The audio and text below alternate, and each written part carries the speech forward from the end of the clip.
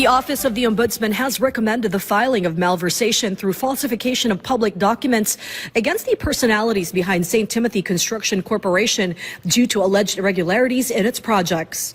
This was announced by President Ferdinand R. Marcos Jr. in a video message.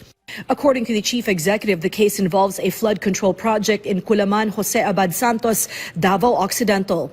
He said that despite receiving substantial funding, those handling the project never actually proceeded to construct it. Ito ay may halaga na halos 100 milyong piso at ipinagkaloob noong 13 January 2022 sa St. Timothy Construction Corporation. Ayon sa investigasyon, ang proyektong ito na sinasabing natapos noong 2022 ay hindi kailanman nasimulan.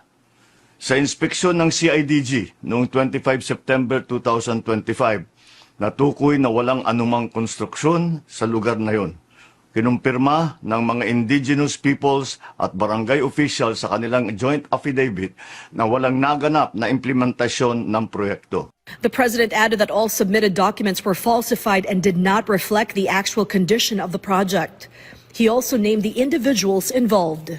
May mga private at public na individual na pinangalanan sa reklamo na kinabibilangan ng sa St. Timothy, si Cesara Rowena C. Discaya at Maria Roma Angeline D. Rimando.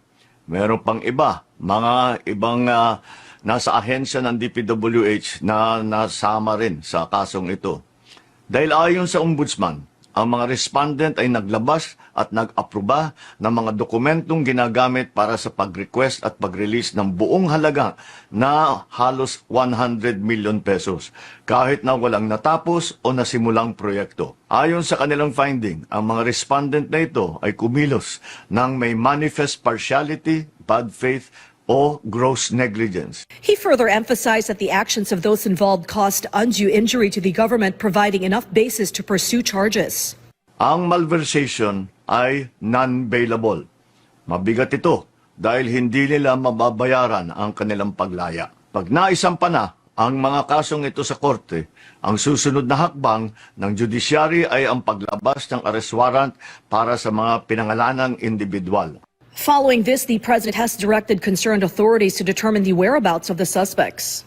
I have directed DILG and the PNP to ensure that they know the whereabouts of Discaya at nung iba pa para paglabas ng arrest warrant ay maareston sila kaagad.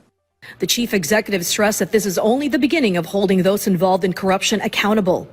As of now, 9 of the accused have been arrested and brought to the Sandigan Bayan, while Ko and 6 others remain at large and are being pursued by authorities for anomalies and flood control projects in Oriental Mindoro. Umpisa pa lang ito. Marami pa tayong ipapakulong at marami pang magpapasko sa kulungan. This is Sharms Espina from the National TV Network for a new and better Philippines.